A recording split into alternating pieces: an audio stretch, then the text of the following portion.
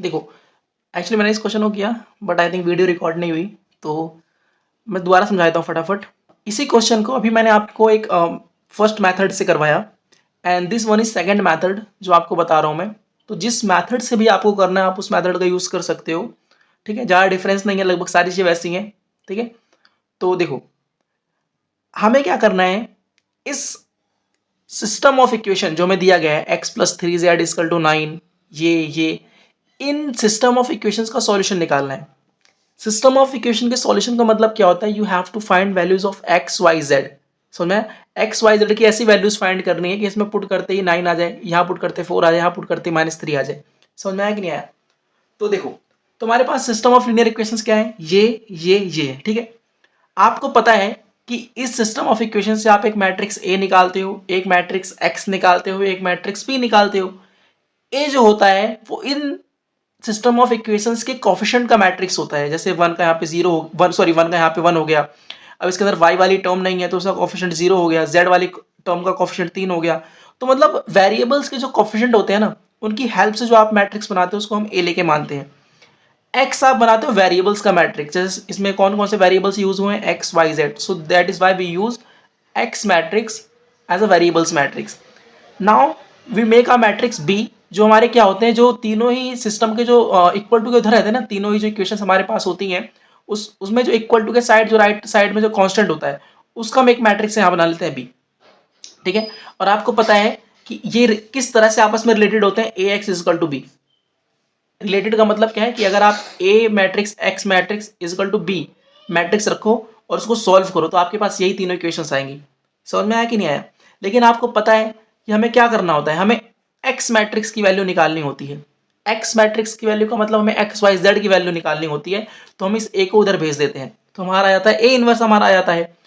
तो अगर इस क्वेश्चन में ये प्रोडक्ट वाला सीन नहीं होता, सिर्फ क्वेश्चन होता कि solve the system of equation this, तो हम क्या करते, यहां से फिर हम कॉन्सेप्ट ए इनवर्स फाइंड करते, अपना वो माइनर को फैक्टर एडजॉइंट जो भी करते हैं, वहां से हम ए इनवर्स फाइंड करते, यहां से बी की वैल्यू रखते, दोनों मैट्रिक्स को मल्टीप्लाई करते, एक्स वाई जेड की हमारी वैल्यू आ जाती। बट इस क्वेश्चन के अंदर आपको क्या बोला गया है, आपको इन दोनों मैट्रिसेस के प्रोडक्ट का यूज करके क्या करना है, सॉल्यूशंस निकालने हैं, मतलब एक्स वाई जेड की वैल्यू निकालनी है। तो ऑब्वियस सी बात है, तो ए इनवर्स निकालने के लिए तो हम वो माइनर को फैक्टर एडजॉइंट वाला मेथड तो फाइंड नहीं करेंगे, क्योंकि अगर वही मेथड आप फाइंड करना, आपको उसी मेथड से अगर आपको फाइंड करना है तो क्वेश्चन में ये बिना फालतू में थोड़ी दिया गया है, ठीक है। तो इसको 2 मिनट के लिए आप यही छोड़ो, इधर आते हैं। अब देखो, ये दोनों मैट्रिक्स है हमारे पास, तो इनके कुछ नाम भी देने पड़ेंगे भाई। तो हमारे पास ए बी एक्स, ये तो नाम हमारे पास यूज हो गए हैं। तो इस मैट्रिक्स को मैं सी नाम दे रहा हूं और इस मैट्रिक्स को मैं डी नाम दे रहा हूं, ठीक है।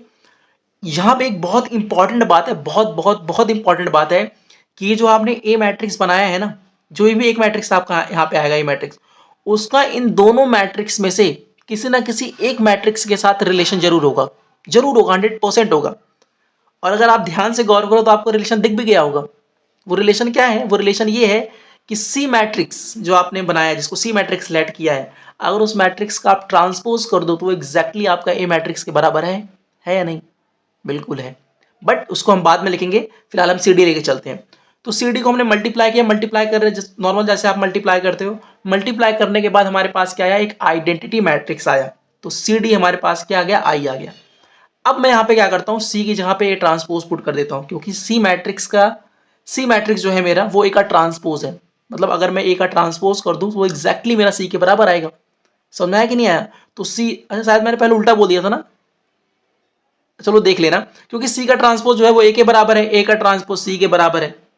भाई इसका ट्रांसपोज करोगे आ जाएगा, इसका ट्रांसपोज करोगे आ जाएगा। तो सी जो है वो ए ट्रांसपोज के बराबर है, मतलब ए का अगर आप ट्रांसपोज करते हो तो उसकी वैल्यू सी के बराबर आ जाएगी, ठीक है।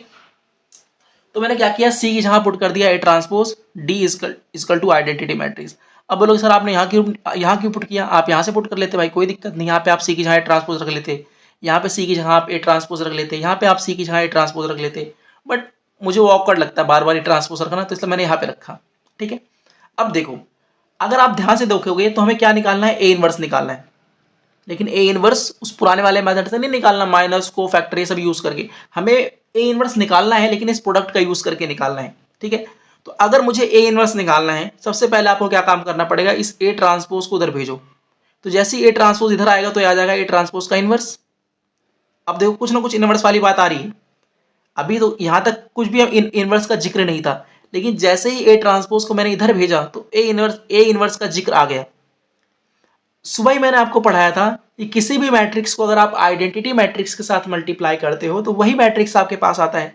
अब ए ट्रांसपोज का इनवर्स, भाई ए ट्रांसपोज एक मैट्रिक्स है और उस मैट्रिक्स का अगर आप इनवर्स निकालोगे तो इनवर्स भी तो एक मैट्रिक्स ही आता है ना भाई। तो इनवर्स को अगर आप किसी भी मैट्रिक्स को अगर आप आइडेंटिटी मैट्रिक्स के साथ मल्टीप्लाई कर रहे हो तो अगेन देखो वही मैट्रिक्स आ गया कि नहीं आ गया। भाई ए ट्रांसपोज का इनवर्स एक मैट्रिक्स है ना, उसको आपने आइडेंटिटी मैट्रिक्स के साथ मल्टीप्लाई किया तो देखो वही मैट्रिक्स अगेन आ गया। अब आपने एक फॉर्मूला और पढ़ा होगा, मतलब फॉर्मूला क्या है, एक प्रॉपर्टी है कि अगर ए ट्रांसपोज का आप इनवर्स करते हो, मतलब आपके पास एक मैट्रिक्स है, आपने पहले उसका ट्रांसपोज निकाला फिर उसका इनवर्स निकाला, तो जो भी आपका आंसर आएगा वो अगर आप ए इनवर्स का ट्रांसपोज निकालने के बाद निकालो तब भी आपका आंसर वही आएगा।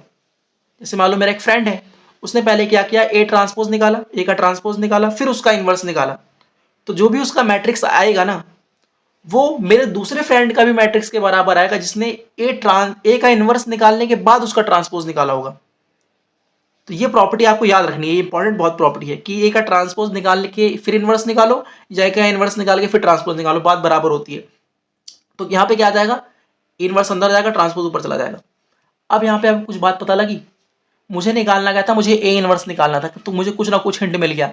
यहाँ से क्या पता लगा, यहाँ से ये पता लग रहा है कि जो डी मैट्रिक्स मेरे पास है, this one is D matrix, ये मैट्रिक्स जो डी है ये कुछ और नहीं है, ए इनवर्स का ट्रांसपोज है। ये डी मैट्रिक्स मेरे ए इनवर्स का ट्रांसपोज है। तो कहीं ना कहीं अगर मुझे ए इनवर्स के ट्रांसपोज से अगर मुझे ए इनवर्स वाला मैट्रिक्स निकालना होगा तो मैं क्या करूंगा, मैं इस वाले मैट्रिक्स से क्या कर दूंगा, ट्रांसपोज कर दूंगा, है ना। अब देखते हैं पीछे हम, डी क्या है हमारा, डी है हमारा ए इनवर्स का ट्रांसपोज, और हमें चाहिए क्या था, हमें चाहिए ए इनवर्स। तो मैंने बोला यार भाई डी जो है मेरा ए इनवर्स का ट्रांसपोज है, डी जो है मेरा ए इनवर्स का ट्रांसपोज है। और आपको पता है किसी मैट्रिक्स का ट्रांसपोज का अगर आप ट्रांसपोज करते हो तो आपको दोबारा वही मैट्रिक्स मिल जाता है। तो मैंने बोला यार डी कोई नहीं, डी मेरा जो है ए इनवर्स का ट्रांसपोज है ना, तो अगर मैं डी का ट्रांसपोज कर देता हूं, अगर मैं डी का ट्रांसपोज करता हूं, डी का ट्रांसपोज करने का मतलब क्या है कि मैं इसका ट्रांसपोज कर दूं। जैसे ही मैं इसका ट्रांसपोज कर दूंगा तो ये मैट्रिक्स किसमें कन्वर्ट हो जाएगा, ए इनवर्स में। समझ आया कि नहीं आया, किसी भी मैट्रिक्स का ट्रांसपोज करो फिर उसका ट्रांसपोज कर दो तो अगेन आपको वही मैट्रिक्स मिल जाता है। मेरे पास ए इनवर्स का ट्रांसपोज था, अगर मैं ए इनवर्स के ट्रांसपोज का ट्रांसपोज कर दूं तो मुझे क्या मिल जाएगा, ए इनवर्स मिल गया कि नहीं मिल गया, ए इनवर्स में यहां रख दो। अब देखो मैंने ए इनवर्स फाइंड किया बट वो ओल्ड मेथड यूज नहीं किया मैंने, माइनर को फैक्टर ये सब नहीं किया मैंने। जो दोनों मैट्रिक्स मुझे प्रोडक्ट में दिए गए थे उन्हीं दोनों मैट्रिक्स के प्रोडक्ट का यूज करके मैंने ए इनवर्स फाइंड किया है। अब बस ए इनवर्स की वैल्यू यहां रखो, बी मैट्रिक्स जो पीछे आपने निकाला था यहां रखो, मल्टीप्लाई करो, एक्स वाई जेड की वैल्यू आपकी ये आ जाएगी। समझा कि नहीं आया। एक काम और कर लेना पेपर में लास्ट टाइम, जो भी आपके एक्स वाई जेड की वैल्यू आए उसको अगर वेरीफाई जरूर कर लेना, वेरिफिकेशन, ये इंपॉर्टेंट स्टेप रहेगा भाई आपका। इससे आपका क्या होगा, पेपर में ये भी चेक हो जाएगा कि आपका आंसर सही आया है कि नहीं आया। दूसरा थोड़ा मतलब लिखने में अच्छा जाता है ना, देखने में प्रेजेंटेशन अच्छी हो जाएगी आपकी, ठीक है। तो ये दोनों तरीके हैं, एक फर्स्ट मेथड, सेकंड मेथड, जो भी जिस मेथड का आपको अच्छा लगे उस मेथड का यूज कर सकते हो और कर सकते हो, ठीक है। और इंपॉर्टेंट क्वेश्चन है कि पेपर में आ सकता है।